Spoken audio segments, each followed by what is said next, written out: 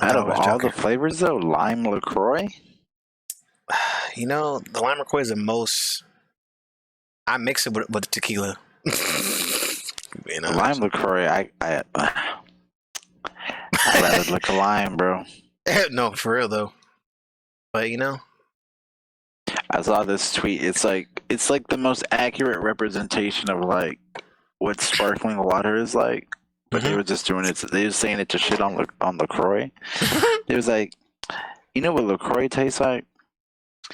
It tastes like the static version of whatever fruit you got. static version. So like, you know when you watch TV and it's just This the static. So you just drinking static lime. that's how it feels. Actually, that's real That's what shit. it feels like, though, for real. I tell my friends, Richard's mom. I said this shit just tastes like lime breath. Like someone Yeah. ate a lime, swished some water in their mouth, and then spit that motherfucker back in there. That's how it feels. Have you ever had those hint waters? Mm-mm. Oh my god.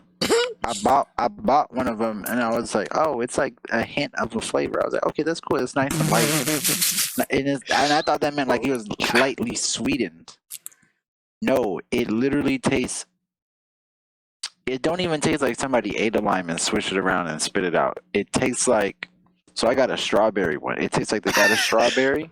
Yeah. They dipped it in like, and that was it. Just let it sit in the water a little bit. No, they didn't even let that shit sit in. They just dipped it in for like a second. I'm weak. That shit was so like Terrible.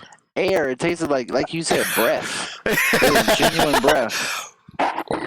Hot. Never again.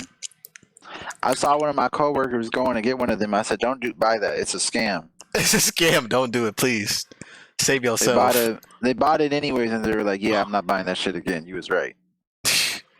Those shits are gross. Yeah, they're not the best. But I haven't done this in a while. Let me introduce the show. Let me see. I always forget it. I wrote it down somewhere, and I used to read it, but I like redid all my notes, and I don't remember what the fuck I said. You don't got your Days of Samiro AKAs on lock. Shit, no, the Deez Zamiro AKAs is sick. Anyway, but before I say that, welcome to the Special Friends Podcast. It's your boy Wu. I'm here with another podcast. It's been a minute. We got a special guest, a OG, quadruple OG, really. OG on I'm too Twitch, young to OG be in an OG. life. I ain't earned the OG status yet. I'm too young to be an OG. Well, I say you an OG to me, at least. I like that. As far as like my life, my 25 years of life, you've been there for a good 8, 10. Nigga, we are kind of old though when you say it like that. You just said 25, and that made me feel old. Bro, I'm 25, and like we met when I was 14. I feel like we graduated like last year, like No. maybe like 2-3 years ago. When I felt out, like we graduated, like we didn't 2015. Yeah, we graduated 2015. I was like, damn, bro, we're getting close to a decade. Like we're gonna have our 10-year anniversary coming up. It's fucking sick. Oh, does that mean it's like go back time, like reunion time? If you think there's gonna be a reunion? I don't know. I hope not. Do I I don't want to wanna go go? back. I want to go, but I don't want to go. I want to go and be an observer, and like, but nobody knows I'm there. You know what? Wait, before I get that far, yeah, this is my man Charles, aka Oh yeah, sorry. aka what's your name on Twitter? Charles Johnson.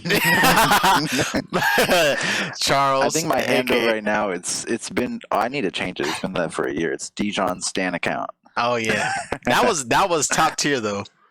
I'll never forget that day we saw that Stan account, and I said it to you, I was like, "Hey yo, what's this?" Yeah, I still follow that dude. Yeah, he changed his name like 5 times. Yeah, because he's private right now. Is he private? Yeah, he's private, and his name is NN Cool J. I have no idea what that means, but yeah. That's hella funny. That was a niche reference, but yeah, my man Charles is here.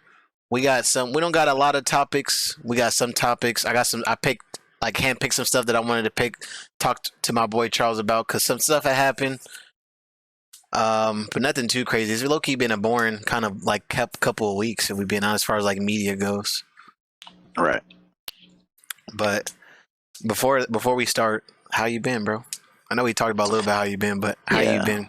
You went to the Dijon concert? Yeah, life's been really good. Like this last weekend was pretty good. On Friday I had work. I had a full day at work.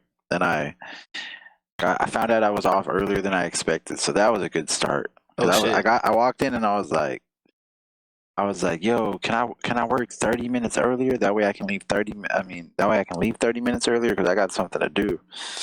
And my manager was like, nah, that means you gotta. That don't mean you get to leave early. I mean, if you're gonna do that, you gotta fulfill your shift. Yeah. And I was like, how am I gonna do that if I got 8 hours? And she was like, you don't have an 8 hour shift. What do you mean? You're off at 7? And I was like, I'm off at 7. I thought I was off at 9:30. You told me I had a full shift. He's like, nah, you off at 7. I was like, oh, bet, let's go. Yeah, say less. I'm gonna work this full shift. Yeah, yeah. I was like, I'll work that 30 minutes for you, no problem. That's okay with me. But so that was a good start, and then I went to I met up with my cousins. Did you meet? I don't know if you met them. I feel like I've met some of your cousins, but it's been so long You met ago. Kiku, and you met. Of course, I met Kiku. Did you meet Josh? I think you met Josh. I think I did meet Josh. Can't remember that name. You did meet Josh. Yeah, so I met up with him, my other cousins, Autumn and Austin. And then we went to go to this place called Shibuya. It's Hot Pot. Oh. Have you had Hot Pot? Oh yeah, we got a J-Pot in Fresno. I went to J-Pot this weekend. Oh, same concept, right? Yeah, it's the exact same concept. You get a thing of soup and like you just dump a bunch of shit. Oh my god, that's such a. See, I want to go to Shibuya because the one J-Pot in Fresno is not traditional. It's like we all get like our when you order it, you get your like it's like an already pre-made pot. Versus hot pot is usually supposed to be more like a Korean, like a broth style Korean barbecue. Yeah. Or you like dip, you like have a little basket, right? And you like dip the noodles in there and cook them. So this is I don't know how everyone does it, but this is how like if you see right here, this is how they did it. So oh yeah, it looks as fire. you can see, like mine right here. Actually, that's not mine, but like this guy's right here is kind of plain, right? Yeah. So what they do is they it's like Korean barbecue where you order meat. So they're like, here, we have like 7 different kinds of meat. Yeah. Choose like 5 of them or whatever. So we picked our meats, and they're like, and then they go to the table and they're like, hey, what kind of broth do you want? We have like 7 different kinds. We got like beef, miso, pork, spicy. She's like, spicy one is the most popular one. So like my other cousin was like, all right, I'll get spicy. My other cousin was like, oh, I'll get spicy. Then the friend was like, I'll get spicy. Then I was like, shit. I guess I'll get spicy. So I succumbed to peer succumb? That the Succumb? Yeah, I succumbed. That no, whatever the word is. Period. I did that to peer pressure. Pause. I did the peer pressure thing, and I got the spicy. I got spicy too, and it wasn't that bad, but like I feel like it was like a thing where like I feel like the normal broth would have been better because I could have built upon it and then added spice versus like the spice kind of taking over everything. Yeah, but and then they have a so you pick your broth, and then after that they pour shit in your like everyone gets a bowl. They pour it into your pot. Then you go to the salad bar, and the salad bar got like 50,000 different things over there. So like they had a section with like noodles, so they had like rice noodles, ramen noodles, udon noodles. If you go to Hot Pot, don't buy those. I mean, don't get those because they want you to get the noodles and get full. Stick to veggies and stick to meat. I'm still getting they have like vegetables, so like yeah, you get a little bit. Yeah, but you get cabbage. Well, it's just like a Korean barbecue when it's like they like don't get rice because the rice is gonna fill you up hella fast. It's gonna fill you up. Get the little fucking roll. They had a good amount of meat. Yeah, they had like little crabs, a whole shrimp like with the head on. Yeah, it was pretty good. Head on shrimp was my favorite. I'm about to go to that Shibuya. Kanye made a bar about Shibuya. Yeah, I got like so these are and so the funny thing was the next day I went out to Korean barbecue and they had shrimp there too, and so it was these kind of shrimp, you know.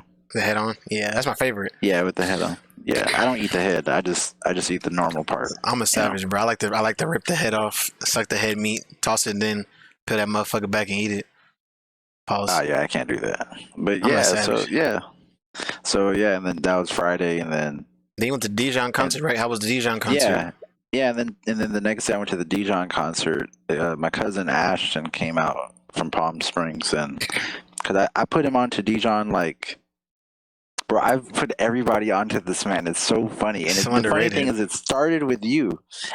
You were the first person. I mean, back when it was at Abby Dijon. Dijon. Well, actually, you kind of knew about him. I was like, you listened to him? You put him on SoundCloud one day. I was like, you listened That to them? John You was B. like, I put on that John B by Abby Dijon, and I was like, that shit Hell slaps. yeah. Yeah. And then when But they I think I split put up, you on a little bit more, maybe. I you. think I was like, yo, that's my favorite band. That's my shit. So I was listening to him casually because this the algorithm that is SoundCloud like put me on, but you were more like, no, listen to this album. And I was like, Yeah, I was like, this album is the shit. So yeah, I put my cousin on, dude, and it's the same thing every time. I put my cousin on, and then like I talked to him like 2 weeks later. I was like, yo, how'd you like that album? And he was like, bro, it's like the only album I've listened to in like the last 2 weeks.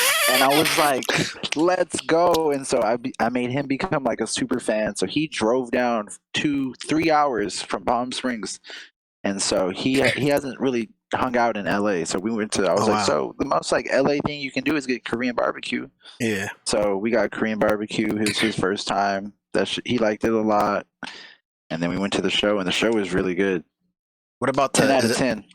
Is it was the one album you recommended him? Is that the one with the double slash, or is that the one on Apple Music? I mean, I recommend all his shit. But his best the Abby Dijon album that's good isn't on Apple Music. It's called the Stay Up EP. It's on SoundCloud somewhere. Actually, I don't even think it's on SoundCloud. You can find it there, You can but find it, but it's not on there. The official version. You can get it on YouTube though, definitely.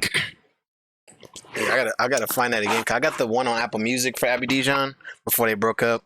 I haven't listened to Dijon by himself, which I need to do. I've been listening to like going back to SoundCloud, which that's something I wanted to talk about. I didn't put it on here, but I want to talk about. Is it crazy to think that SoundCloud really dropped the bag?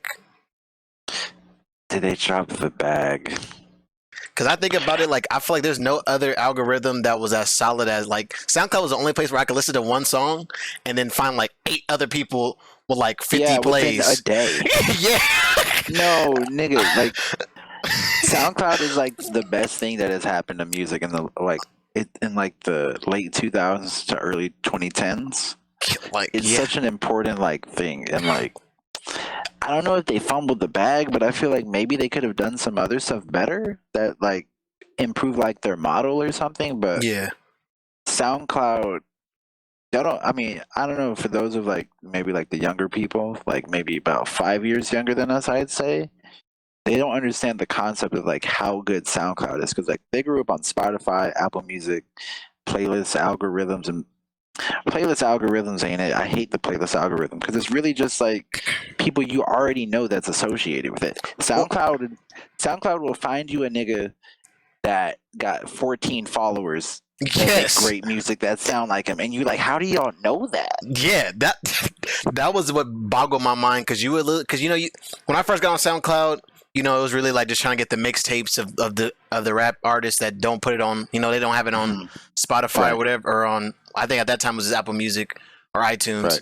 It was like, okay, I'm gonna go get these like mixtapes, but like you'll listen to something like, I don't know, like a Drake mixtape song, and then as you listen to it, you'll like hear some random dude from the outskirts of fucking Georgia who has a fucking bop, and like you go look at the plays, like 1,000 plays, you're like, this motherfucker kind of slap. Like, what the fuck? Yeah, and then like you listen to that song, and then you listen to the rest of his stuff. You're like, damn, he kind of got bops.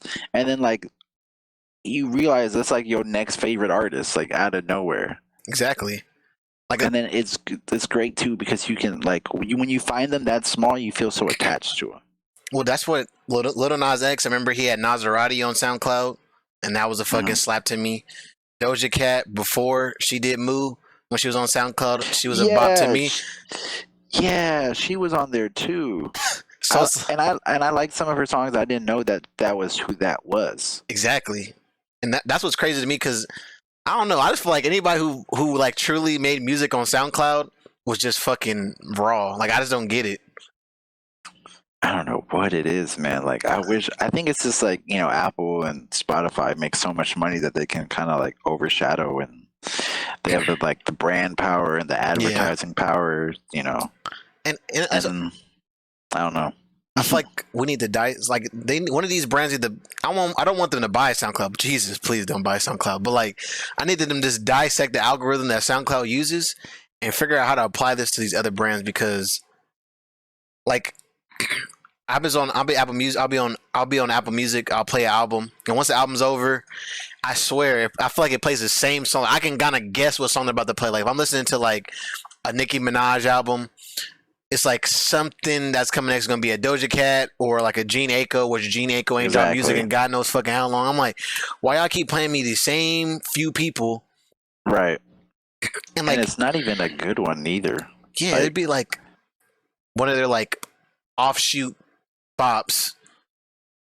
it don't even be a bop half the time. Like I'll listen to it'd be like it'd be related only in the sense that it's also popular. So like I'll listen to like a Baby Keem album, and then Yeah, after Baby Keem it plays like Lil Baby. yeah. I'm like, why are you going from Baby Keem to Lil Baby? Like, I mean, there's similarities obviously, but like, Well, just like when they'll play, like I'll listen to Drake and it goes from Drake to Kendrick. And I'm like, I get it, they're the same era, but they're not the same person. They're not the same nah, style of music. don't make no sense. What it used to do, like on SoundCloud, what you would do, like if you listen to Drake, then it takes you to like Party Next Door. Yeah, Then Party Next Door would take you to like Roy what was the name of the Woods. other band that he had? Oh, The Magic Jordan or Or Division Two. Majid Jordan. It take you to one of them niggas, and then that takes you to like a random girl in like Tennessee who got a bop, who got like 20,000 plays with like 200 followers. Yeah, and like And then like consistently you putting listen out to her music. and she's fire. Yeah, it's weird, man. It's just like a weird. That's how I found so many of my favorite artists on there. Like I found obviously Abby Dijon, found uh, what's that nigga's name? God damn it! I just had his name in my head, and I just Oh no, it's floated. Oh, Goldlink! I found Goldlink yeah, there. I was the first nigga to like Goldlink, you and I did tried put to me on put the Goat everyone Link. on. No, you did put me on the Yeah, Goat Link, and you was like, bro, listen to this album. Listen to this album. yeah, That but was a good era of music. I mean, granted, I think I've listened to SoundCloud recently and still got some bops on there, but it's not. I don't think it's the same as it used to be, but it's still you can still find some gems in there, low key. oh yeah, I sometimes I go on there and I just press like play. Like I'll play a song and like I'll intentionally play the song just to get a random song afterwards, and like Uh-huh. I want to say at least 6 times out of 10 the song is good. Yeah, it's not very times Like that you listen to a song and like, oh, skip this shit. This shit's horrible. man, this is the best. And you know what's the like one of the best parts about SoundCloud too? When you find like a remix to a song that is like so different, it makes the song like low key better in a way. Oh yeah, I understood DJs more listening to SoundCloud, but Hmm. to like segue that into like I guess like a more I guess stay in like a culture driven conversation. I want to talk about this like Mike Sherman thing because I was listening to. So I don't know if you've been on Sound like not on SoundCloud, but like on Apple like podcasts. There was an old podcast that Jeff Staple did called The Business of Hype, Hmm. um, which is a really good podcast. Like if you haven't listened to it, I would go back. Like even though they're all old ass episodes, like they have like Tremaine Emory, which is the dude who owns Denim Tears, and was like and like the No Vacancy Inn, and he has like all these like low key people at the time, and like now they're Hmm. like blowing up, and it's kind of dope to like hear them talk about the story. Like Pyre Moss, the fucking Kirby from Pyre Moss is on there and whatnot. But he talks to Mike Sherman, which is like that's the guy who started Chinatown Market. And Oh, okay. the question I wanted to ask is because he talks about like how he was like cast out of the other fashion brands at the time because they considered him a sellout because of the way he was doing stuff. So I kind of wanted to ask you like first, like how do you feel about streetwear right now? In general, please ask you like how you feel about streetwear right now. Like me, I've kind of I kind of had like when I was getting into college, I had like this beginning phase like where I was getting into it. I was like really like involved. Like I was on the streetwear subreddit, and I was like looking at fit inspos and stuff like that. But like the last few years, like I feel like I've kind of grown to establish my own thing. And like I've kind of grown to realize I'm a little bit separate from the streetwear thing. I like elements of it, Yeah. but I'm a person that tries to like. I know it kind of sounds try hard, but I try not to be like influenced by the trends and just do my own thing. Yeah.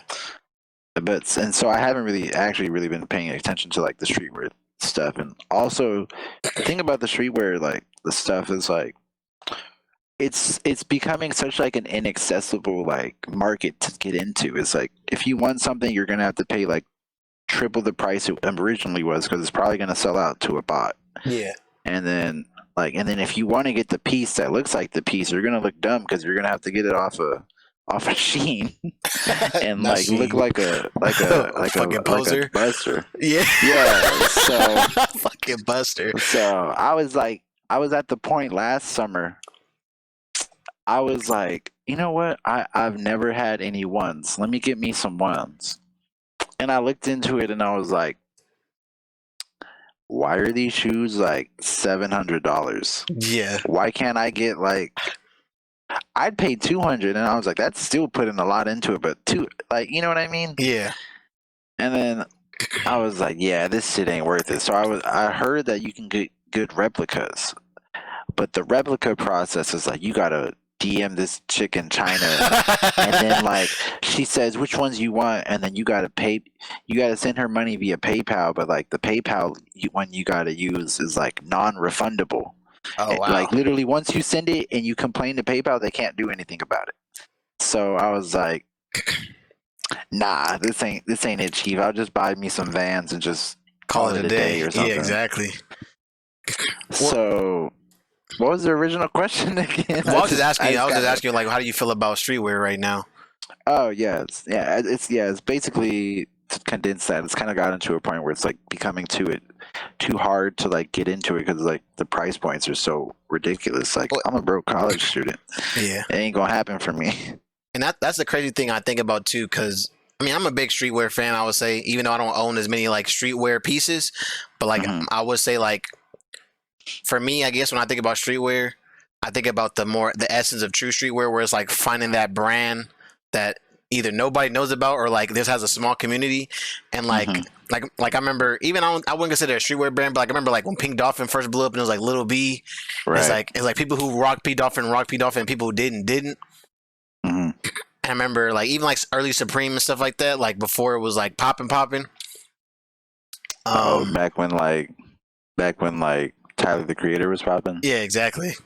He's like wearing the 5-panel hat and shit like that. Like, oh yeah. I think about like that era and like that feeling of like finding that brand, really investing in that brand, and like this, because you know me and you always talked about how like the having an actual true sense of style instead of like focusing on like wearing the brand and letting that be like you being fly.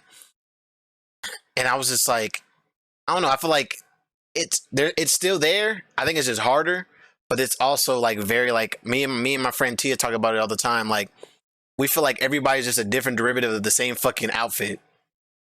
Right. Like it's and you know what else? Another aspect of it that's really hard. It's more of like a societal thing. Is like for guys, like there's not a lot we can do. Yeah. We got t-shirts. We got long sleeve t-shirts. Pants skinny or just make them more wide. That's like really with like men, really like where we do our stuff is like shoes, I feel like. And I feel like that's where brands are important, but like clothes wise, that's where like I've kind of grown to appreciate like the way stuff looks more. Also, that's a symptom of being broke too. Yeah, but and that's the hard thing about being in fashion when you're broke. And I won't get too far away from the topic about the shoes too, because we need to talk about that later. But yeah, man, that's the hard part about like being like impoverished and stuff like that. Trying to be into fashion, it's like it almost, like you said, it's inaccessible because unless you're like making your own clothes, and even then, that just recently became popping. Like back then, like if you're shopping at Ross and people found out you're at Ross, it was a wrap for you. Like, no, you're not fly. I don't care how the outfit looks. You are fucking dusty. You got the Ross polo. You got that at Ross? Yeah. But I was gonna say, because like I said, the whole like idea of like Chinatown Market being a sellout because he focused on like selling hella clothes or whatnot. Like, I was gonna ask you, like, what do you feel like any brands are considered sellouts? Like, what do you feel like basically, like, do you feel like a brand is considered a sellout? Like, what any brands in you come to mind? I mean, I don't know any like off the top of my head because, like I said, I kind of don't really pay attention to the streetwear scene. Well, so I'll tell you then who like the internet considers like sellouts. They'll say like Supreme, Thrasher, DC, Is it just Hypeland, because they got like Palace. popular and like and more people were buying it? Well, I feel like yeah, that's more of a symptom of people seeing a brand so much that they think that they're selling out. But in reality, it's like it just became more popular, well, and you're seeing it now. And now you're feeling like you lack that exclusivity that you felt like you were cool about, or whether it was because you had the money and the means to get it, or whether because you were on it first. It's kind of like when you get a when you have a favorite artist and you like we were talking about like on SoundCloud, like you find them yeah, at like 1,000 followers, and yeah. then 5 years later, like they become like super popular, and and then you're like, I don't know if I like them that much. Like when really the quality is there, you just don't like that it's not your own special thing. Oh yeah, and I think it's definitely that, and I think especially because like when I think about like the brand Thrasher, the reason why people call them a sellout is because it's like once they go from like the local shop to then like Azumi's or like a Tilly's, like, Hmm. oh, they're a sellout, this and that. Like, oh, I thought it was this and this and that. Like Supreme, they got mad at Supreme because the price point, and also because of Hmm. the drops and whatnot, the limited drops, because Supreme started that. So it's like stuff like that, and like I get it, but it's like I guess I remember. So the reason I brought up Mike Sherman is because he in the business of hype he talks about is like the reason we also do this is to make money, and it's like almost like a oxymoron. Like, you guys want us to not make Right. money, but also want us to continue to make clothes. Like, how can you continue to make clothes without making money? Like, how does that work? Right. There's just a way that you can go about it. Like so. Well, for instance, I'm more like I'm not more knowledgeable necessarily, but like I know a little bit more about like the shoe market, and Yeah, so yeah, how like Nike will intentionally only make X amount of something. mm-hmm. That way, it creates a demand for it. Like like the concept of supply and demand. If there's less of it, there's going to be more of a demand for it. Mm-hmm. But like, and then but because it loses its luster to an extent. If like you got a bunch of pine greens at Foot Locker. Yeah, Nobody wants to get pine greens if they have Foot Locker. yeah, There's a reason that that Nike sends Foot Locker the team Jordans, and like what I'm saying. And that way, yeah. and there's always like that class Shout division. out to Like, Team oh, Jordans. I saw those at Foot Locker 2 weeks ago, and I know you ain't got it like that. Let me also ask you a quick question. A quick tangent. At what point did you realize Team Jordans wasn't cool? High school, nigga. Because I feel I like remember. everybody. Yeah, Go go ahead, ahead. go ahead, go ahead, go ahead, go No, ahead, I go just, ahead, I go just feel like everybody has that. Everybody has that stage where you're like, you like Team Jordans, and then you realize like, oh, Team Jordans is like not the wave. I think the only Team Jordans that Right. actually were the wave was with the Futures. Oh yeah. Oh, I remember Marcus got some. He rode those. He rode those to the motherfucking wheels Them fell off. Man, I'll never forget them burgundy futures.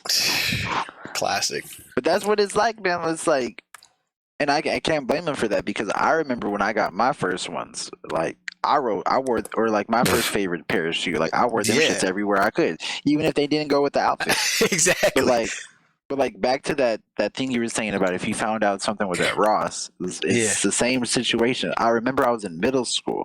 I was in like 7th grade. yeah. I don't know why I remember this so clearly. I was in Because it's 7th trauma. grade in algebra, elementary algebra, and one of like the cool kids at my middle school, his name was Elijah, Yeah. and he was like, "Hey man, like your shoes, man. Where'd you get them from?" And I knew my shoes was fire, but I didn't want to say that my mom got them from Marshalls. Yeah. So I was like, "Don't worry about it. I got them at the shoe store." And he was like, "Where'd you get your shoes, man?" I was like, "The shoe store." And I didn't want to say it because if I said I got them at Marshall's, apparently the mindset is, oh, that's lame. Yeah, they're invalidated at that point. They're invalidated. So like even like 12-year-old me knew that shit. I think it's fucked up too, because that's such a. I remember like coming home, my mom buying me stuff from Ross. Coming home, like, I don't want anything from Ross ever again. I got roasted. Yeah, exactly. But that's when we had to like segue to like the outlet stores, which is like, I mean, outlet's basically the same shit as fucking Ross. Just it's a Nike Slightly outlet. better stuff. Yeah. Oh, the beak. Yeah, it's like it's funny. It's crazy how things change. That. If they ask you and you like, I got them out the outlets, they're gonna say, oh, yeah, you know what I mean? Like, yeah, well, Bullard, yeah, for sure. Losing. At Bullard, for sure. You can't win for losing. So like, it just was like, man, man, it's always also like tangent, like not tangent, but like connected to that. Do you remember like the first time you realized where you bought your stuff from mattered? Because I remember. Oh yeah. At Walmart, they had these cool T-shirts called. It was like Skate Rat or Skate Lab or Skate Rat or something like that. Yeah. And they made like a whole bunch of different kinds of shirts. And I, like 12-year-old or like 10-year-old me, loved them shits. Yeah. And I remember I was talking to some guys and I was like, yeah, I got this shirt at Walmart. And they said, Walmart? Yeah. And I was like, oh, that's not cool. I'm not going to say those again. So I stopped wearing them for the whole like rest of the year. That's crazy. But those was my favorite shirts. But since they was considered cool, like lame, I had like 12 of them motherfuckers, and I stopped wearing them. Well, I remember I went through that with like with my dad. He'll take me somewhere, and he'd be like, "Yeah, we're gonna go to JCPenney to get you some shirts." I'm like, "Please, no, please, not the JCPenney tees." I get roasted every time because JCPenney makes a bunch of tees, but they all like the JCPenney had this distinct look that you knew was a JCPenney tee.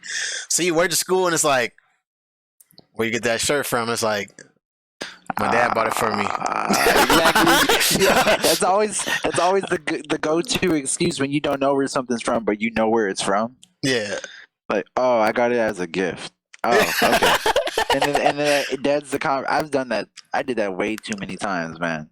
But yeah, I remember I learned that early. I remember with Spencer's, when Spencer's was popping, it was like that was a thing to go to Spencer's and get your T-shirts, which Spencer T-shirts and fucking JCPenney T-shirts had like the same fucking quality, but it was just something about you got it from Spencer's that made it like cool, like, and it's just, I think, yeah, it's crazy. I'm glad that things have changed though. Like, I remember for a while I thought it wasn't going to change. I remember when Champion was popping and people were like, "Oh, I'm not gonna wear Champion." I remember when Champion was at Walmart.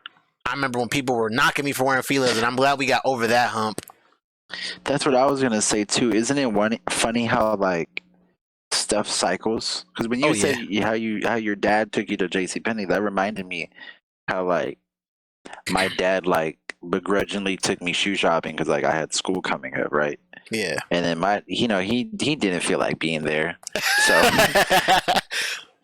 that nigga took me to Foot Locker and was like, "How about these, son?" And he put out some like Air Forces, like some plain black Air Forces. Oh wow! And now those would be cool, but back then I thought, and I myself don't really even like them, so I'm not even gonna say like my taste has changed. But like if Air Forces were as popular as they are now back then, I would have worn them and kept wearing them. But I remember when I bought them, he made me get them, and I was like, these are so ugly. They're plain. There's nothing cool about them. They're just black. Like, I guess he was trying to get me into some like black Air Force activity. I didn't even know it. Hey man, he was already ahead of the curve.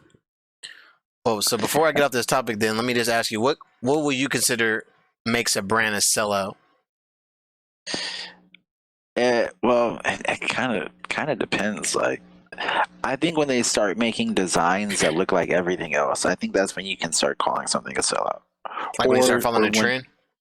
Yeah, like when they start doing like really trendy stuff, or like, I mean, it's somewhat like they got to make money, but like there's a lot of times there's no reason for like a brand to go from a $60 shirt. I mean, that's still expensive, but like from a $60 shirt to like a $95 shirt, like yeah, or like $120 like, shirt. now it's really just money, like.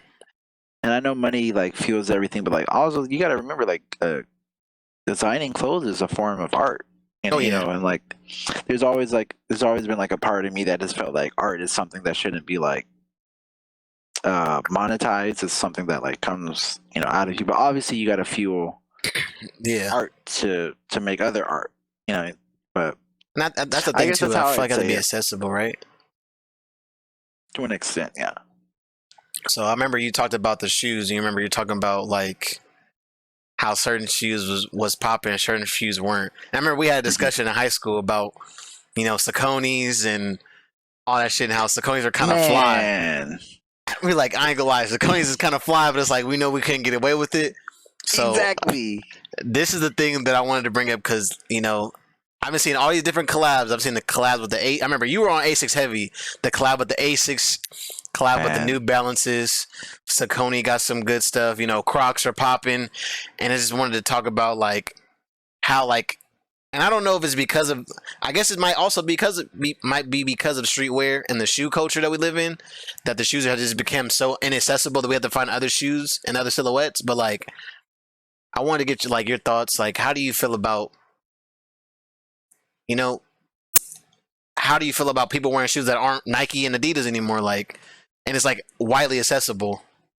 well, I it's like a part of me still has that like that bullshit in my brain that like tells me like, cause like every time I think about getting a new pair of shoes, I think, what is it gonna go with? Blah blah blah blah, right? But Yeah, like I think about what I have, like, so like I have a lot of Nike stuff, right? Especially I yeah, have a lot of like Nike jerseys, cause like Liverpool uses Nike as their kit supplier. yeah, So I was like, if I get shoes and I wear those shirts a lot, I should probably get some Nikes because it'll go with those.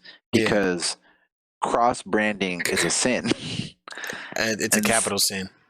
it's a capital sin. So, and it was hard for me because they changed sponsors like 2 years ago, Oh wow. and they were 2 years ago they were sponsored by New Balance. So I have a New And Balance yeah, jersey in there, I would say and I was they like, have a collab with New Balance recently. yeah. So I was like, New Balance is hard to like cross brand with because like if you wear the shoes. Like, I'm not gonna wear New Balance shoes with like Nike socks. Like, that's gonna make me look stupid.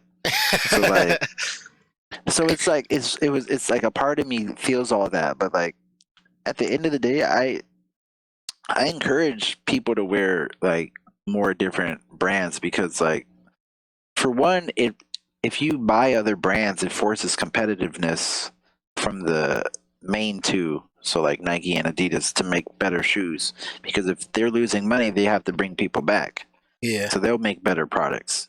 exactly. And you know, and you kind of get that out of the other brands too because they put their best foot forward all the time and they make their stuff usually accessible. So Yeah, like so like I know you was asking like what are my favorite like shoes. Like my favorite silhouette is the 998 New Balance. I have some right here actually. Let me grab. These are old. These are dusty as hell. But like I just love the way this like silhouette is. It's just like a really balanced like is that the shoe one they to had the me. salmon toe? No, these are the salmon. Actually, I think they do have these in the salmon toe, but the salmon toes Or Asics. are Asics, and they were like I think they make them in a different silhouettes, I think, but they make them in the gel light threes usually. These are Mm-hmm. some other gel lights. These are like the gel light Kayanos or something. I don't fucking remember, but like it's like this kind of silhouette where like just Yeah, the toes salmon. But yeah, man, I remember when I got to college and I realized you can buy shoes online, yeah, and I realized like ASIC is a great brand. They make a great silhouette. New Balance makes great silhouettes, and like it's funny how stuff goes in cycles. So like I don't know what's it called, the dad shoe, the New Balance one. Those ones are oh, super popular. the 569 or something like that. I can't remember what it is. Something like that. Like years ago, we would have gotten roasted for those, Oh yeah, but they're they're really popular. I really the like the 608s. 550 too. The 550s are hard, but those are getting priced out too. Because like a few years ago, those were like accessible, but now Yeah, to get them, they're you dropping fives at least. Like yeah, these not. are these are 7,000. Oh Why are wow, these 7,000? and cream. Sheesh. Yeah, I mean they are kind of hard. I'm not gonna lie, these are Yeah. really good. I don't know why it reminds me of a Zoid. Do you remember Zoids? Yeah, Zoe was a classic cartoon. Yeah, it reminds me of a Zoid. I don't know, but Like the Tiger Zoid. But I was gonna say, yeah, other silhouettes are good. What are yours? my favorite non-Nike, non-Adidas silhouette. That's a fucking good question. Let me look at my closet real quick. I should have been prepared. I should have been prepared for this, but like, I've been a big fan of Vans. You know, I feel like the old school was always fly. The fucking new era was fly. The fucking what's the one that's just the basic one? I can't remember what it's called. The classic silhouette of a van. Oh, Era? Is it just an era? It might just be an era. But whatever, the remember the Hispanic kids at school used to wear the white on white ones and the black on black ones, like the flat ones too. Yeah, like I like those silhouettes exactly a lot. What you're talking about. I'm also like a traditional shoe person, so I like penny loafers. Like penny loafers, probably my favorite shoe. That's not a sneaker. Mm-hmm. Like penny loafers is like my favorite, and like dad shoes, like those even boots. I've been into combat boots. Like I don't know. I guess as I got more into fashion, I started liking like the other types of shoe because I feel like as much as I love sneakers, I know I can't wear them all the time. And yeah, they're limiting in a way. Yeah, and they only have a certain vibe. Like it's always a casual vibe. Don't get me wrong. There's like Stan Smiths and stuff like that that blur the lines a little bit, but or like a classic white leather shoe blurs the line. But at the end of the day, it's like if you're wearing if I'm wearing some fucking Air Force Ones, I can only look casual, even if I dress it up as much as possible. So I like these other silhouettes, and I just wanted to I don't know. I want to talk about what do you think caused that? I know you said we talked about the accessibility thing. Do you think is there an overall acceptance of it? Because I think about Crocs. I know everybody roasted Crocs. And I remember, shout out to my boy Eddie. I was going to say that earlier too. You was one of the first niggas to wear Crocs. Yeah, we used to roast you for them shits, but you didn't care. Yeah, there were Crocs, and shout out to two people. Eddie, he was rocking Crocs, and also who used to rock Crocs in high school was Zai Goody. Zai used to rock the fuck out of. She used to wear the pink ones. I think she did. Yeah, I think I remember that. That sounds right. And when I saw everybody wearing Crocs, I got so upset because I was just like, this is not the same. It's still the same, and I'm glad they did because you see Salehi, what the fucking Crocs that he made that are fucking fire, and you got Staple, he got his own Crocs and whatnot. Those are all fire. But this is I guess it's one of those things. Is it just becoming are shoes becoming more widely acceptable? Is it the generation thing? I wonder. What do you think is the cause of people just being more acceptable about other types of shoes that aren't Nikes? I think a lot of it is money because I think a lot of the other brands are cheaper. That's true. But also the internet helps you see other kinds of shoes. So when I started to look up shoes, it's just an easy way to do it too. I went on eBay and I went and I looked on sneakers, but I set a certain price point. So I put between 50 and 120. That way it wasn't going to break my bank too much. Yeah. And that's how I was able to find the Asics and the New Balances and stuff like that because they were on the cheaper side. Yeah. And one of my other favorite silhouettes was the Reebok LX 8500. They're these ones. Oh, those are pretty good. Yeah, and they look really good on feet too. And I remember I wore those to school one day, and some dude was like, "What are those? I've never seen them." He's like, "Those are fire," and I was like, "Cause I spent some time on eBay looking up some other shoes, and I found out they was $55, and I was like, oh hell yeah." Yeah. Well, I remember I bought a pair of Reeboks workouts, and I remember those shoes to me were just so fly. I was the silhouette. It's similar to the fucking silhouette of the Power Phases. And I remember I was just I guess it's I guess it is the internet because I remember that's when I was deep in the hype beast trenches, looking at the stuff that no one likes. or like just going onto like pop like new sneaker releases and like going through all of it. I remember I found those. There was like a limited edition, like they did a New Orleans like collab with some artists. So it was like a white workout with the at the time, this is before Virgil, when he did like they did the tongue that's like unfinished. It's not fucking sewn, so you like still see the foam. And it had and it had the ice gel sole. So I remember like seeing those, and like in my head I'm like, this is like one of those points where you realize like you just kind of know your own style, or you just know what you like. I remember I saw those, like, I don't give a fuck. Nobody say them motherfuckers wet. So I got them, and I remember wearing them, and people were like, "Damn, what are those?" Or was like, "Yeah, it's like a fucking collab. I don't even know the details. I just know they're fucking fly." Right. Or like even like some like Nike Spiridians. Like I remember Spiridian was like a niche ass Nike shoe that people weren't really on.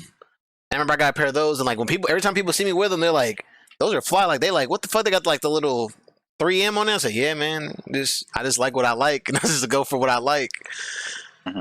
But I think it's cool to see that people are okay with more different kinds of shoes now. Yeah. And I just wanted I just wanted to understand. I don't know if we could have got to the end of the point of it, but I feel like maybe I guess this is a generation thing. I guess this is and the internet. Yeah, it's like accessibility and stuff. Like internet really helped it out. Like, because what we like remember. Like not our generation necessarily, but like the generation before us. So like our parents, like our cousins, not them, but like our older cousins. Yeah. They used to have to scroll through the East Bay catalog. Yeah. And like that's all they knew was because like they don't have like articles on like or magazines that they go through to see what's popping over.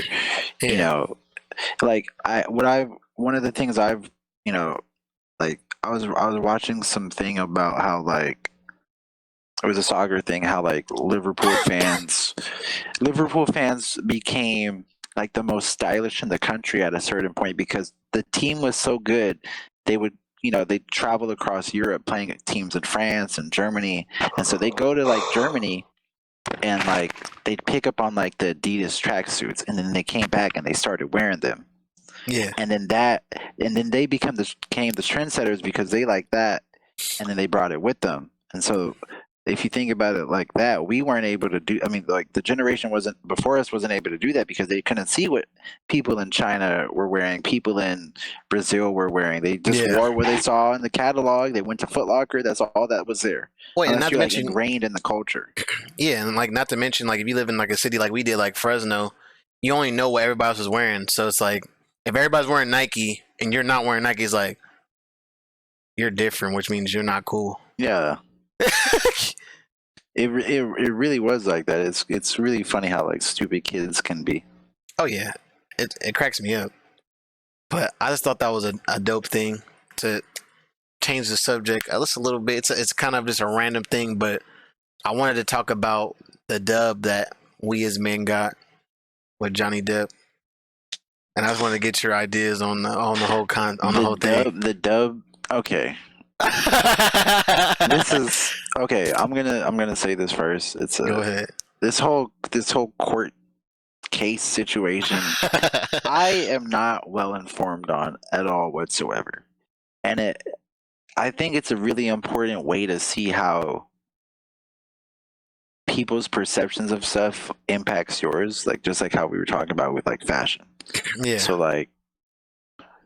I remember when I first started seeing this case on like Twitter.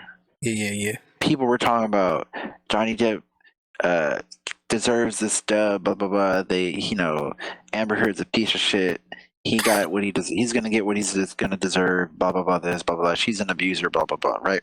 Yeah. And then I was like, yeah, you know what? Fuck Amber Heard. Let's go Johnny Depp. I hope he wins. Yeah. And then I kept seeing like videos from like the courtrooms and like little segments of like what was said and like what's happened, and I'm like, and I started to realize both these people are pieces of shit to each other. Oh yeah, 100%. Both these people are terrible. Yeah. And so I was like, why am I rooting for some guy to get some money when he's a piece of shit just as much as she is? I feel like he was able to record the stuff because he was a little bit more smart about it, and stuff like that. So I will say this because to give context to the court case and what the case is about, 'cause I think people are I don't think people even understood what the case was actually about. The case Right. of what it was is that Amber Heard wrote an Defamation. article. Yeah, Amber Heard wrote an article 2 years ago or something like that, saying that she's like the public figure for domestic abuse, and how Johnny Depp was just fucking like welling on her. Like basically, she was just getting her ass beat, almost like saying like it was for no reason, like she just this character. So he was suing for defamation of character because this wasn't just me. You were also like heavily like a lot of this was like both of us being just pieces of shit to each other, like you said. So that was the thing that he was fighting. But people took it beyond and was like, how can someone treat John? People get caught up in the character of what Johnny Depp is, like Oh, the yeah, characters. like, How can you do this to? How can you do this to what's his name, Captain Jack Sparrow? How can you do this to all the right. characters that the Mad Hatter is like? Nah, it's not even about that. This is more about like you said, they're both pieces of shit. This is more about don't act like it was just me, and how you were just like I said, for me it was that whole tag of like the public figure for domestic violence. I was like, I feel like that's like fucked up. And like the sad part about this case, because as happy as I was that Johnny Depp won the case, because this shit, listen to some of the audios and like her shitting in the bed, that's just so out of pocket. Like Right. like time I say it was a prank and a joke and stuff like that. But like the problem for me with this whole case is like I hate that it makes true domestic violence like not as serious, because now it's like Right. It makes it trivial in a way, and like it had potential too. Because like, if it really was like the way the media has spun it, like this could have been a really important case for like how men actually experience domestic violence too. Because that's not talked about a lot. Like men go at through all. this not just as much as women, I'd say, but like it's equally an important issue that needs to be addressed. Yeah, yeah. But we don't need we equally need men to not get beat on as much as women don't Yeah, need. I mean, domestic as violence much is as a women two-way get street. beat on, right? And like that's a lot of stuff that gets lost in the nuances. Like like people are both toxic to each other, Hmm. and so like it's just a funny way to like see how people talk about it, because like it's one of those things that people love to just like bring up out of nowhere. And so, because like I was in the break room with my coworker, and I was like, "Oh, what are you watching?" And he's like, "Oh, I'm watching this Johnny Depp trial." And I was like, "Oh, okay." And I just wanted to end it there because I know that usually gets into some other shit. And Yeah. then like right after that, he was like, "Yeah, man, this shit reminded me of what my ex used to do." And I was like, "Oh, really?" He's like, "Yeah, man. Like this sounds so similar. Like I feel like I'm in there." And I was like, "Okay, you saying all that shit, but like, what did you do?" Yeah. Like I know you. I mean, and that's the case, if it's just a one way street of her just being crazy on you, like I get that. But like, there's always two sides to everything, and I feel like people kind of forget that part. But yeah, there's always two sides, 100%. And like I've seen, as someone who's I'm not that I've got my ass beat, that's fucking wild. But like I've been there in rooms or in houses with people who have been like going through domestic violence, and at least from the cases I've seen, it's always been both sides. And I think Hmm. a lot of times we're always used to like the woman being like the recipient of it, but the situation I was a part of, the woman would start it, and then it would escalate to the point where now they're both willing on each other, and it's like obviously a dude hitting a girl. It's like it's just not a good look. So it was like almost like, remember when Jay-Z in the whole elevator situation? It's like a lose-lose situation. Like Right. if he would have beat up fucking Solange, it would have been It's bad. bad. But like him getting his ass beat in the elevator was also bad. Yeah. Now you look like a punk. Yeah, so it's like one of those situations where it's like you said, it is both sides, and that's why it sucks that this case went the way it did, because it just, like I said, it would have been a deeper conversation about the dynamic of relationship, and like you said, understanding that when we look at a case of like a woman getting beat, we need to also look deeper into that, because there's situations where, even though there's a lot more situations, I like to think there's a lot more situations where a woman's getting her ass beat like unpronounced. There's also a lot of situations where I don't know, the way you said that was kind of I funny. know there's also a lot of situations where it's being provoked, or they're like both tit for tat, and she's just trying to like I remember like growing up, like hearing stories like, yeah man, my girl got me locked up and then come bail me out. Like what? Shout out to Akon. Yeah, like shit like that. Like I don't think those conversations are talked about. And I thought this was gonna be one of those things, but nah, I don't think it didn't turn out that way. It's like, it's like the biggest like takeaway like from this for me is like, well, one of the other biggest takeaways is like, this is something that should not have been like, we did not need to know about all this, man. This did not need to be on TV, live streamed. Yeah, like I don't think like, so this either. was a matter between a couple, between themselves. They just so happen to be public figures. Well, I guess like, it was a civil case. So I guess I understand that part of it.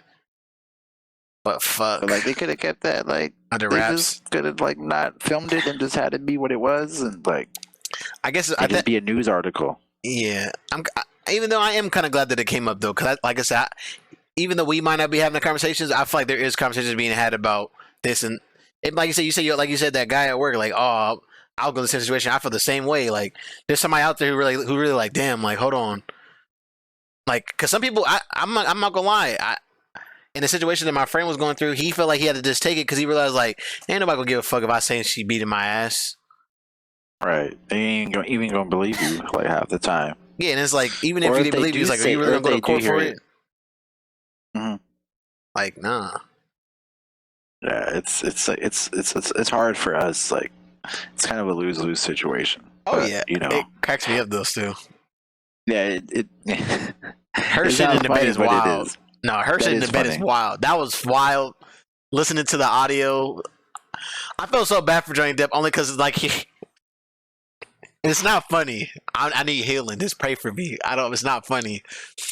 It was just the aspect of like him talking about like no matter what happens, my career is forever tarnished because I'm a victim of domestic abuse. And I was just like, when he said that shit, bro, I could not help but laugh. I was like, bro, relax. It's not even that deep. Yeah, that's like and you can get into a whole thing about like cancel culture and stuff. It's like, yeah, people are always so scared about like cancel culture, but like most of the time, the people, I think the way Cat Williams talked about it was like the best way. Is like in a recent stand-up. There's a reason we have boundaries for stuff, and there's a reason we don't try to upset people because honestly, at the end of the day, especially like as a comedian, the least amount of people you can offend is like the bigger your audience is, and the more fans you can have. But like just like going back to like the root of like of the thing is like they are not going to be canceled. Like Johnny Depp won't, because he comes out looking cleaner in this whole thing. There was like 4 million or something, like it was some crazy number of people writing a petition to get Amber Heard removed from Aquaman 2. Oh wow! And it's like her career is probably going to be shit. Johnny Depp is always going to have a role. Sometimes people got to get canceled, and then they'll wait like 2 years, and then they do their redemption arc tour, and then like you'll see, then he just has to wait out 2 years to make his bands. He'll make his bands, just maybe not now. Well, and that's the thing too. I remember listening to Breakfast Club. They had Flame Monroe and they had T.S. Madison, separate episodes, but they both talked about cancel culture, and they both made a good point. They said the problem that they have with cancel culture is that no one learns anything, and at the end of the day, no one should, because T.S. Madison was talking about the baby situation when he was getting canceled. She's like, he learns nothing if he gets canceled. And at the same time, if you're a minority, why would you want someone like the baby to get canceled anyway? Why would you want to see another black man get canceled? You do. She's like, he should be reprimanded, and everybody should, pay for their actions. But to like literally have their whole career ripped from them for one mistake or a misunderstanding is kind of wild, which makes people double down deeper into that mentality. Yeah. Well, I also think it's just dependent on what it is you do, especially like. Yeah. I think. And you have to use context. So like, when people dig up videos. Well, exactly. Context is the biggest thing. Oh, who was okay? So there's this guy. He was one of the. You watch those Bon Appetit videos? Oh yeah, classic. Yeah. So this guy named Alex Delaney. He was one of like he was in the videos and stuff, right? Uh huh. And so this was right when like Bon Appetit was getting dismantled because they had a really toxic work environment, and that just blew up, right?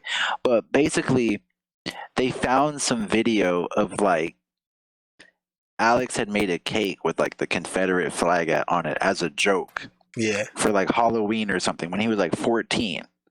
And they were like, you should be removed from the magazine because, like, no, nigga, he was 14. 14-year-olds are stupid. Yeah. Like, stuff like that is really stupid. You're not going to learn anything from that because that was 15 years ago and you're like, you were a child. But, like, if you're caught on camera, like, at the store and you call somebody, like, the F word, and you're like, and you're a grown ass man, or you call someone the N word. It's like, okay, that's really deep rooted, and you need to fix that shit about you. You can fix it, and I think you should be able to come back into a space where like you're like back into the mix of things, because I think that's how we should be as a society at large. Because like we focus way too much on punishment, which is funny because like people like on the left side of the political spectrum always talk about prison reform and fixing like communities. So like instead of going to prison, you go to a rehabilitation center. But like, how are you going to be rehabilitated if you don't give them like access to things? Yeah, exactly. Right. So canceling in some ways isn't like you should be, like you said, reprimanded, but like we need to be able to help people become better people, essentially.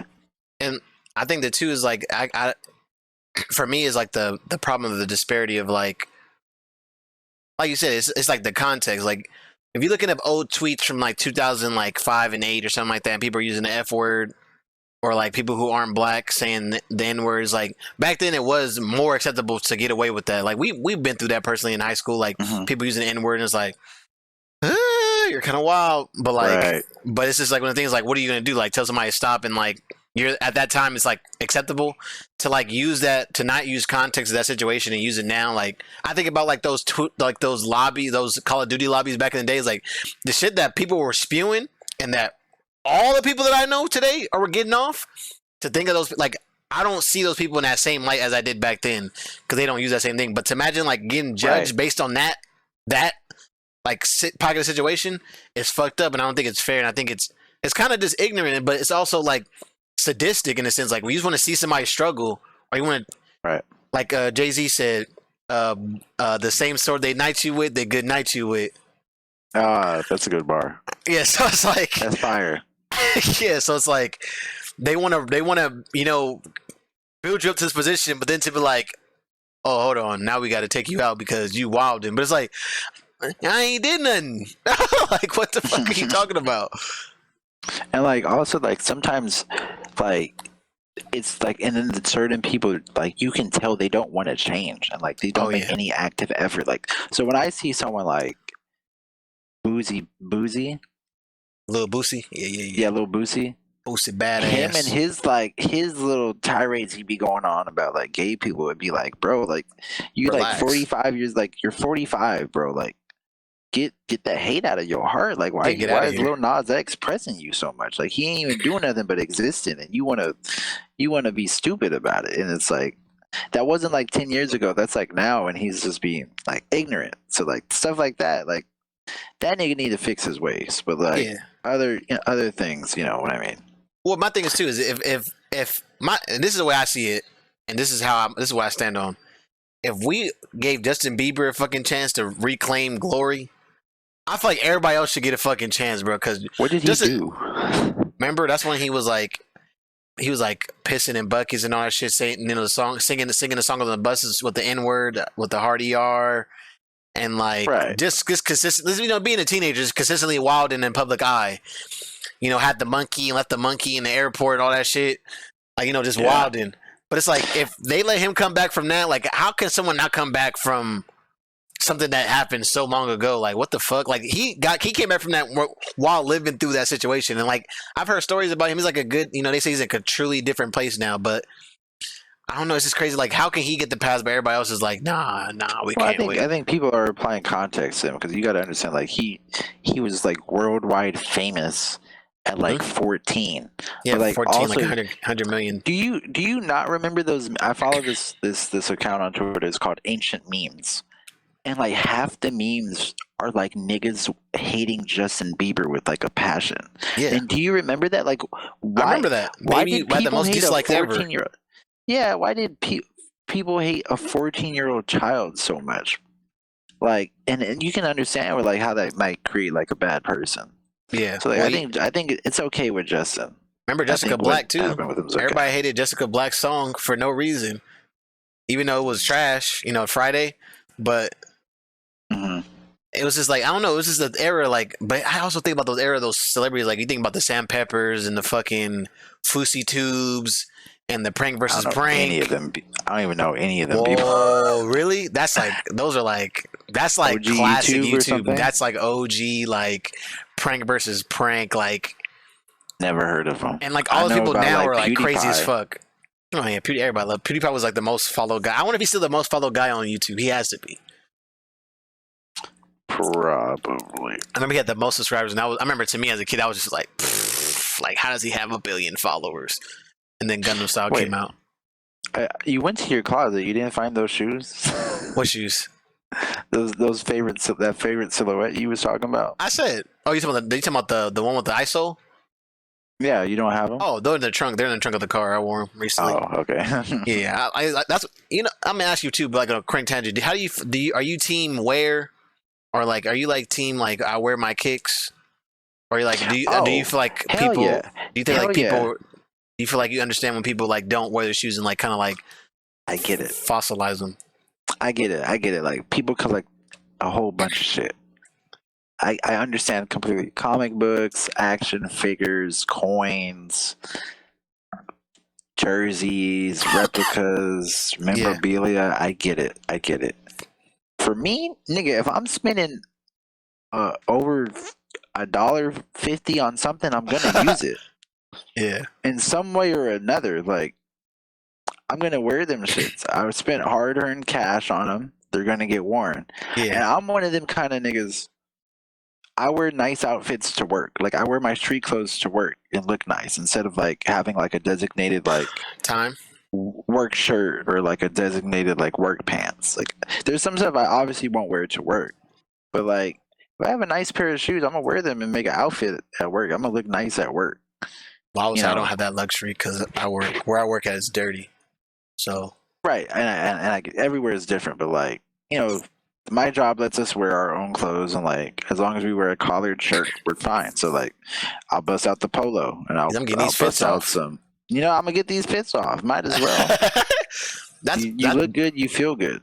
That's something as I get older, I get more into, or just motherfucker, just get dressed. Like I don't get me wrong, like I'm a pretty casual person all the time, but like sometimes I'm like, this motherfucker, like just get dressed. Like and then people are like, it's kind of weird, like the culture we live in now, where it's like my grandma's generation is like, you just got ready, period. Like every day you got dressed as fucking fly as possible, and that was just you. Like this is just the style, this is your character, who you are. But nowadays, like if you wear something, like if you say you dress up, we went through this at Fresno. If you dressed up, damn nigga, where you going? Right. To the fucking 7-Eleven? I don't know. I'm going to the store. Like I'm gonna go hang out with my friend later. Like like I don't know. Like it's just I'm one of those people. Like you look good, you feel good. Oh, 100%. That's why I dress how I feel. That's why I sometimes dress. That's why I've been dressed like a dad lately. I just feel like a dad.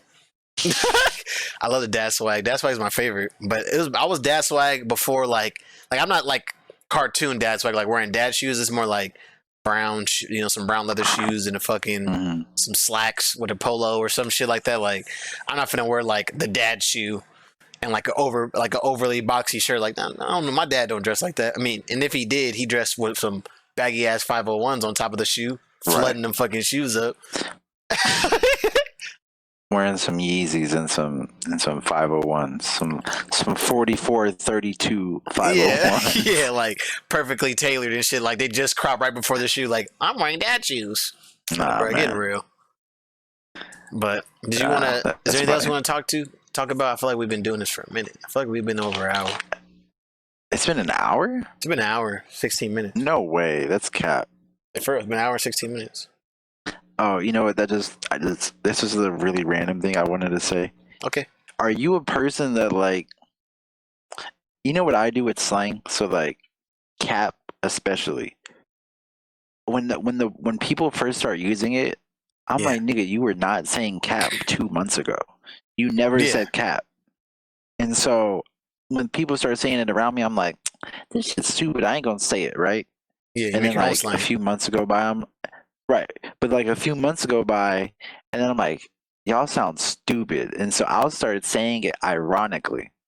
So I'll be like, oh, no cap, bro. No cap. But I'm just saying it sounds stupid. But then eventually it gets into my brain and then it festers and then it festers. And then like a week later, I'm saying no cap at the end of every sentence and I can't help myself. I know I go. Are you one of those kind of people? I've been through that. I don't say it happens to me all the time, but like, so Richard kept saying sick, and like, it was only Richard saying it, but he would say it like all the time, like, bro, I'm sick, bro, I'm sick, bro, I'm sick, I'm sick, I'm sick, I'm sick, I'm sick, I'm sick, I'm sick, I'm sick, I'm sick. So after talking to him for like 3 months, 6 months, a year, you get to the point like, bro, I ain't gonna lie, I'm fucking sick. But and like we would say it to each other and whatnot. But I feel like I also code switch a lot. So I don't say I'm sick to like. Oh man, I hate that shit so much. Well, like I only say that much. like like if I'm talking to my cousin, the lingo is like I don't have to think about the lingo is just different. Like I'm using different slang, I'm using different this that. But I'm talking to Richard, like I'm using this slang, or am I talking to somebody like somebody might say cap more, and like I hate that I do it too, but it's just a natural thing. Like that's just like around my cousin, I'm gonna say P.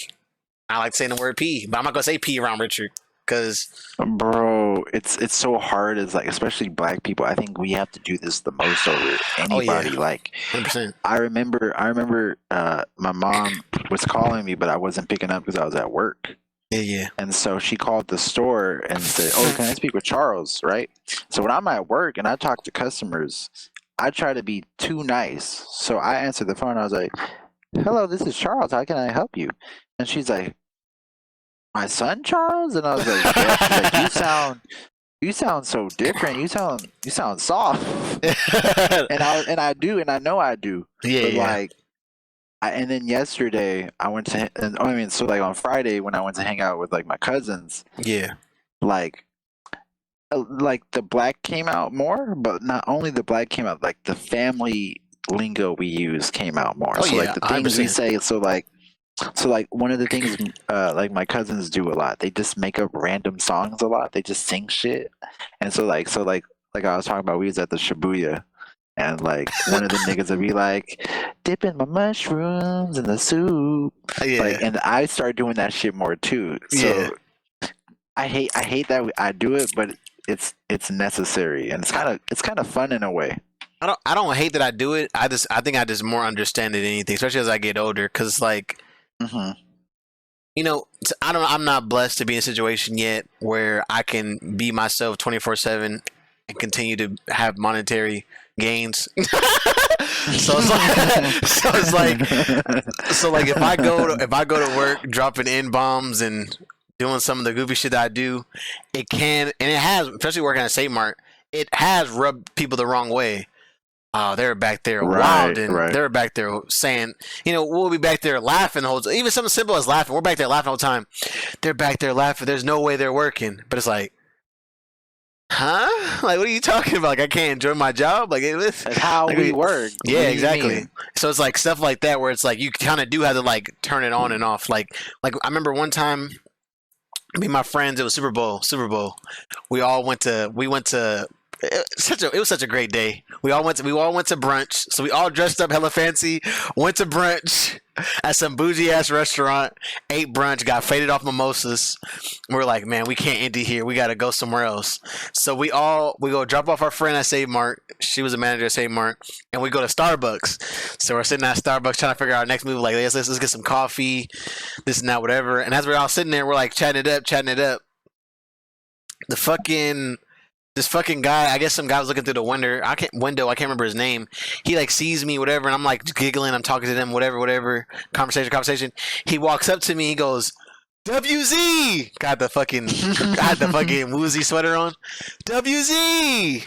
And I'm just like I had my shades on. I felt so bad, like, cause I was half faded, but I did such a dickhead mood. I had my shades on. I just put the shades down. I was like, bro, I don't know you. He goes, "Oh no, the energy's not the same. Like, I saw you in the window, and like you were hella energy, like hella, and I just wanted to come over here and like really meet you and this and that, whatever." I was like, I said, "Bro, but like, it's like, yeah, it's like, bro, but I don't know you. Like, Like it's different. Like yeah, I'm having a lot of energy. 'Cause I'm talking to my friends, but like you came out of nowhere and then said like I've been watching you from the window. Like Did you not hear yourself, my yeah, guy?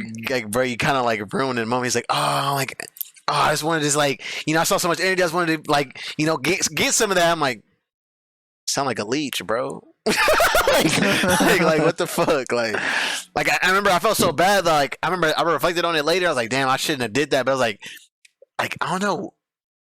Like how would I handle that better? Like if a guy randomly comes up to me and like wants me to be as casual and fun as with my friends with him, like bro, I don't even know you. Like Nah, man, that don't fly. it's just like when we get to get like me, you, Malik, and all of us get together. Like there's like a different energy that you Oh, get definitely. than like if you just hang out with some random person that you met at the club or something like that. Like it's not the same Right. thing. Like I don't know you. I don't know the innuendo jokes. Like we can't do the fucking honestly. Like the motherfuckers. Honestly, man. If you do that to somebody randomly, they don't get the fucking joke. But if you know Malik, you know that what that fucking means. Like Right. I was like, that's some honesty. It's so funny how that shit like rubs off on people. Cause like, dude, I was thinking about this the other day, which is so funny. So like, you remember Yeah. Renee, right? yes. So he used to say this thing like when like anything would like inconvenience him, he'd be like, "Oh my god, dude." And so I've been saying that it got into me, and I started saying that shit in like middle school. So I used to be like, "Oh my god, dude." And then my mom got it too, and she still says it to this day. So like, for instance, she'll tell me to like change the channel and like the show's off or something. She's like, "Oh my god, dude, it's off." And they're like, I'll be like, how do you still do that? Like, how does my friend get it to me and then I give it to you, and you Yeah. have and it's you have your own like my momness into it. You put like some of your personality into it. Yeah, I think that's where the That's beautiful so- part comes about it. Like when you kind of like make it your own thing. Mhm. Like I remember I started Richard saying, so I was like, people were saying brick, and people were like, chubby and all that stuff. Like I was like, I wanted my own word. So I remember we were learning how to do salsa and we were learning how to bachata and sack. And I was like, Mhm. bro, I'm gonna say feared me, bro, because it means like firm in Spanish. I was like, so we would be like, that bitch got me feared me, bro. I remember for a minute it wasn't It's hit. funny. For a minute I kept saying it, and it wasn't like hidden. He didn't really want to accept it. And then one day he's like, I ain't gonna lie, that girl walked out and I was fucking feared me. I said, yeah, yeah, finally comes around. Like I remember Malik with the cat. Bro, y'all catting off. I remember at first I was like, bro, that sounds fucking What is stupid. that? Oh my god, I haven't thought about that in a minute. And then I remember for a minute, I got my cousin saying, he's like, damn, bro, you was catting. I said, what you say to me? He said, bro, you was catting. Remember you used to say that? I was like, I ain't heard that How shit did you- God no Man, long. that nigga was a lingo generator. Oh, 100%. Malik was 100%.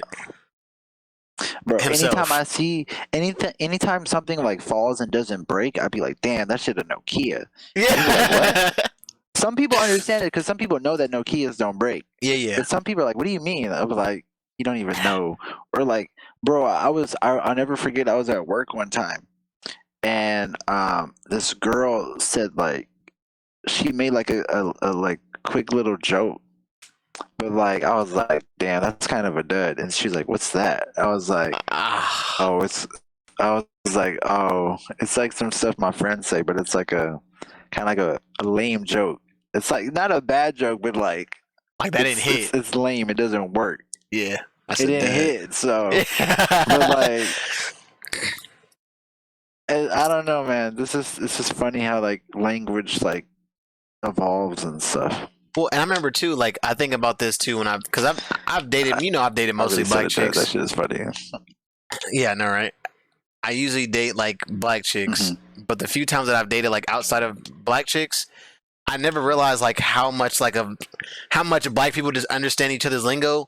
That like when you date someone who's not black and you say something, they're like, I don't understand what you're saying. Like sometimes you say some words I don't understand what you're saying. I'm like it kind of like ruins the moment we gotta like explain it.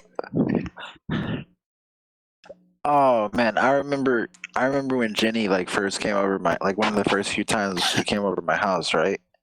Yeah. And my mom said, cut the light off. And she was like, cut? What does she mean by cut? I was like, oh, it means like turn it off. Yeah. It means turn it off. Yeah. She's like, oh, okay. But like, it's just so funny. Like those kind of interactions. Those are the best though, because it lets you see into different, like, how like unique like your own upbringing actually is, because like you grow up with some things like other people will never grow up with. It's just literally you get it from your parents or whoever you're around. Or even something like saran wrap. Like telling someone like, yeah, hand me the saran wrap is like, saran wrap? Yeah, bro, hand me the saran wrap. You mean the plastic wrap? But what did y'all like, call it? Oh, plastic. I Yeah, called it saran wrap. Yeah, that makes sense. Yeah, but they're like plastic wrap, See, and I'm like, I thought it was a saran. Like saran wrap's a brand. I'm like, it's just what we call all of it. and you want to know the funny thing is, even on top of that, I didn't even grow up with saran wrap. I didn't know about plastic wrap until I met Jenny, and I was like, Mom, that shit is amazing. We got to start using it. I grew up on aluminum foil. Yeah, exactly. I grew up on aluminum foil, so like, if you needed to wrap something up, you use foil. The Reynolds wrap. So like, bro. even hearing saran wrap for the first time, I was like, what is that? They're like, oh, it's like plastic wrap. And then I was like, what do you use that for? Yeah. So there's like another layer of like, oh, I really don't know what this a whole shit different is. culture. No, yeah, 100%. That's what kind of dope. But It's so weird how you grow up with like specific things too. Cause like, I remember like, you ever like go to like you ever talk to like one of your friends and you be like going back to like the fashion thing too. It's like, where'd you get that from? I was like, oh, I thrifted it. And like, some people don't grow up going to thrift stores. Some people grow up thinking thrift stores are where poor people go to. mm-hmm. But like, it's so funny how that's changed. So like, now the public perception Shout of to thrift stores Macklemore. is like, that's where you, yeah, shout out Macklemore, man. I mean, he took Kendrick's Grammy, but like, yeah. R.I.P. his career, because it went down after that. But Well, you know why his career died? He was a nice dude. He fucking apologized after like a dickhead. Yeah, like, man, like just own it. Just own that Just own shit. it. Just like accept your white privilege and be like, yeah, nigga, tough break, nigga. You win some, you lose some. Yeah, after he like, oh, I apologize. It was like, man, shut your overly conscious head ass out of here. It's so funny because it was low key the right thing to do, but it was the worst thing that he could have done for his career. Oh, 100%. He's a nice dude. Like, niggas, people don't know this really, but like, if you look at like some of the old TDE YouTube videos, He's in there. he was hanging out with them niggas. Like, I remember I was watching like the Mac Miller interview. Like he was like remember Mac Miller had a TV show, Mm-hmm. like the Most Dope TV show. Yeah. Absol, Schoolboy Q, Macklemore at Mac Miller's house hanging out. Like, why is Macklemore there? It's because that nigga was actually cool. Yeah. And niggas know that. But like, he just took the L for everybody, man. He died for our sins. For real. I wonder where he's at right now. I wonder if they still hang out with him. I don't know. I don't even know if he's getting money like that. He probably one of the not niggas getting that money. became a preacher or something. I know him. He probably became a preacher. For real, he got one. He probably preach on his Instagram every day. You know, it's funny too. Like when you talk about TDE, like OG TDE, I think about A Bible verse every day. Did he? I didn't know that. No, I'm kidding. I was like, but he's the kind of nigga that would do that. Yeah. Put on a story every day. It's a story Bible verse. Yuck. But I remember I was thinking about TDE the other day because when I was a fan of TDE, my favorite was Absol. And I was like, it's crazy to think that Kendrick Lamar is where he is because I remember back then, motherfuckers thought Absol was that guy. Like everybody thought Absol was gonna be Oh yeah. what Kendrick is. And I remember when Absol like kind of like dissipated. And like even like J Rock was supposed to be like the second guy up, and it was like it ended up turning like J Rock. It went back and forth between J Rock and fucking Schoolboy Q. J Rock was supposed to be the first one up. Yeah, because he was the first one that got signed. He got signed to like Warner Brothers, and then people were like, "Damn!" Like I remember Kendrick said like, "Oh, when J Rock got signed, we was like, oh, we in there. That means we can all get in there." Because I remember J Rock had a song with like Lil Wayne, like when it was peak Lil Wayne. And so people thought they was in the door, and like back then people were like Absol low-key got the most bars in TDE. Yeah, and like, but I don't know, man. They just fumbled. Speaking of fumbling the bag, TDE fumbled the bag, man. Yeah, they all did not. I mean, Schoolboy Q did pretty good. He is, and he did, but like they just didn't capitalize. Like SZA hasn't dropped an album in 5 years. I think SZA was that's like on pace. yeah. SZA should have been like what Doja Cat is. SZA should have been what Summer Walker was too. Yeah, but like a bigger, even bigger version. Oh, yeah. You know what I mean? But I don't, man. I think it's because they're all artists. It. I think it's because they all have that artist brain. I think that artist brain just holds them. Like Kendrick's the only person who can consistently make albums 5 years apart, and people are gonna hella buy those albums. But like, if you don't hear from Schoolboy Q, you're like, you know, Man of the Year can only go so far. Collard Greens can only go so far. You know what though? Those songs should have did better. I don't know what it was. I think low key, a part of me thinks they were like before their time. Oh yeah. I feel like if Collard Greens came out now, and you even see it, like it had that TikTok trend for a little bit. Yeah. It would be, that song sounds like it could come out today and be like one of the biggest rap songs, but it just 2013 or 2014 niggas wasn't ready for it. Well, even like Num Num Juice slaps. Like listen to that song, I'm like, damn. You get like to see like the progression of him, and it's like for him not to get as much love as some of these other people get. But I think that's also just the culture that we live in. Let me turn this light on. That's just the culture that we live in because, like, damn, that shit bright. Hold on, fucking blinding myself. I think that's just more or less the culture that we live in because I don't know. It's just a lot of. I mean, rest in peace, Gold Link, because he killed his career when I talk about Mac Miller. Like even before that, like I feel like Gold Link wasn't getting the love that he deserved. Oh yeah, he's definitely one of them niggas like Amine before his time.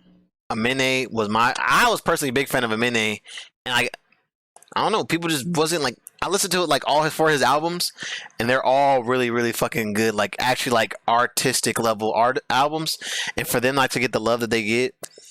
Like even like someone like Saba is fucking dope as fuck. And like I don't know, it's just Saba deserves more credit. It's just one of the things that it's kind of weird that I mean, granted they're still getting money. Like even like I mean, well I would say Russ, but we all know what happened to Russ. I think niggas just thought he was corny. His music was never bad, really. I think niggas just. I think he's corny because he's always talking about making money. Lame.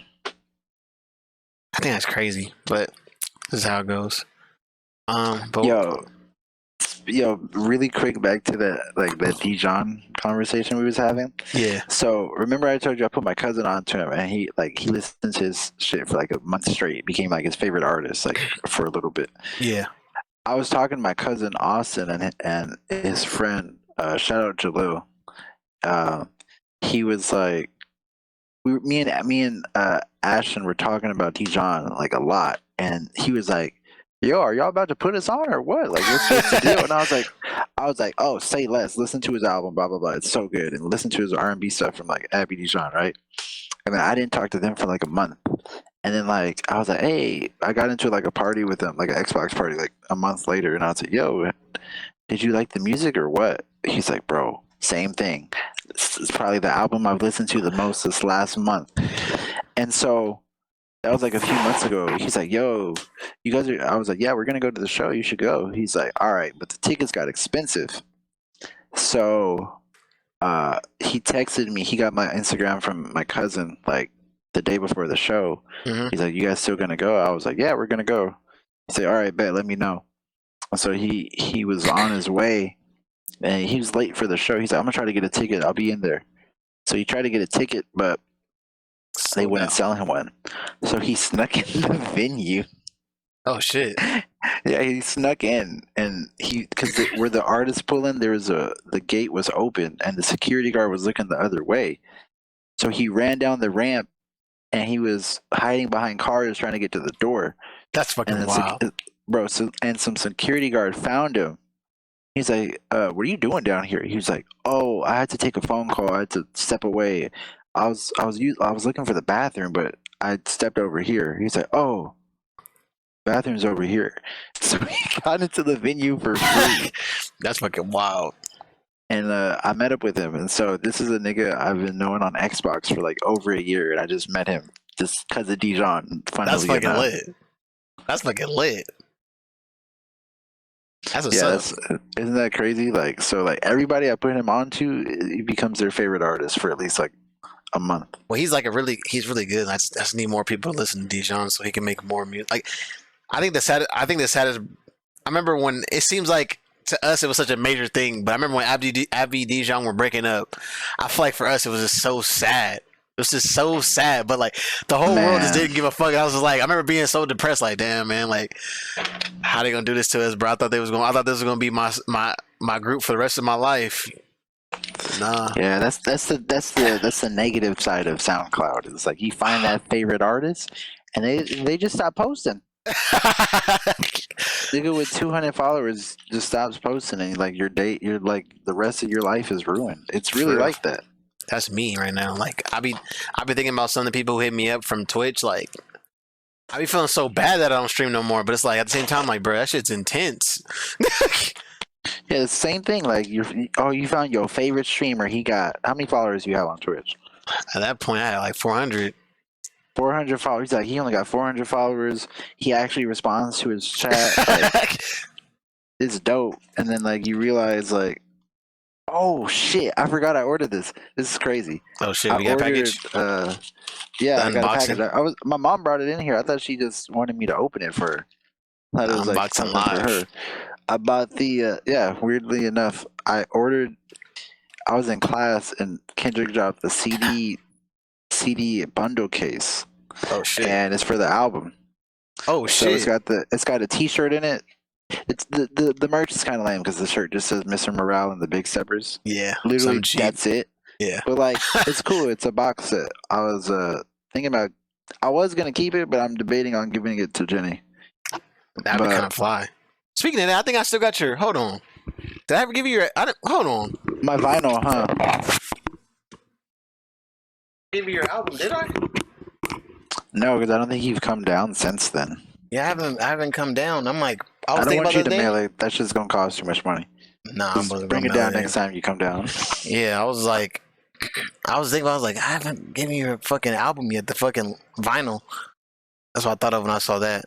It'd be fucking dope. I know Jenny said she really loved the album from what I've seen. I didn't talk to her, but Yeah, it's like this. You know, we're those kind of people that like we get a new album from one of our favorite artists and it takes over like our lives for like the next like at least 3 months. I haven't. I still listen to this like on a daily basis. I'm gonna be real. You know what album I've listened to recently? A lot. Ben Staples' album. Oh yeah, that's still a really good album. That's like my consistent everyday slap. And it's like, It's good. yeah, I was surprised. I mean, I'm not surprised. I actually like Ben Staples like since like back when he was doing like when Big Fish went popping.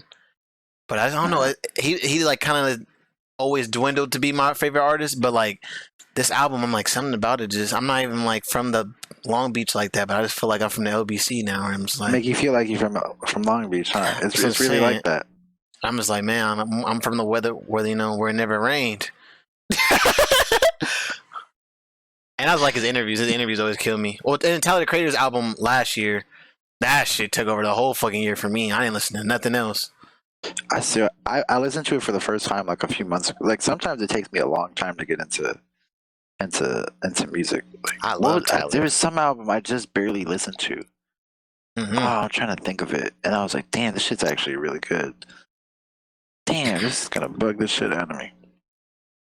Well, we've been God going for damn an it. hour and 41 minutes, and I gotta go make my fucking rice for my food. And I Oh, gotta call yeah, some people my mom- back. Yeah, my mom just pulled up. She got groceries in the car, so this is a great time. Well, guys, it was a yeah. good podcast. Hope you guys enjoyed it. This again was an episode of the Special Friends podcast with my man Charles. Do you want to give out your socials? You popping, right? You want your socials? If you want to, you can follow me on Twitter. I guess you Yeah, don't let's- have to. I'm not telling you that you have to. It's an option. Yeah, let's. This is it. It's gonna There it look is. backwards. Just look up Dijon Stan account. If you follow him, just look at me up. I'm on there somewhere, probably liking one of his tweets on Instagram too. I'm private, but you know, I'll accept the follow. I don't give a shit. Yeah, and what I what just keep this? that. I just don't like the bots looking at my stories. It feels really weird. No, it definitely is weird. We see like a random. You go to the bottom, and it's like, what the fuck is this? And then it's just some sex bot account Yeah. trying to get you to send them money. Yeah, but I want to get to the point where I start talking about. I want to continue the conversation on Twitter. So I know not a lot of people watch this right now, but as this podcast continues to grow, I want to continue the conversations on Twitter. So if there's anything that you guys want to talk to us about, again, Charles is CHARLZ_Johnson on Twitter. Yes, sir. And I'm Wuzi_Loke Jr. on Twitter. So just add us and we can continue some conversations. And I want to just, I'm not looking for I don't know where the podcast is going to go, but I just want to have some conversation, man. If you, something that we talked about, something we missed, something you want us to talk about next time, just hit us up, man. Yeah, man. I just want to say thanks for having me. Appreciate always. it. And just thanks for being a good friend, just always being there and always being available and still reaching out and stuff. It's always love, It's always good to have people like that in your life. Now you finna melt me, bro. I didn't think you was gonna hit me with that. I thought it was gonna be casual. I'm sorry, it just came out. But I think that's a good point to end on, ending on love and being 100%. Good people. I love you, Charles. Appreciate you, man. Yeah, man. I love you too, man. Appreciate having me. Love y'all too. I don't know y'all, but love y'all too. Love y'all too.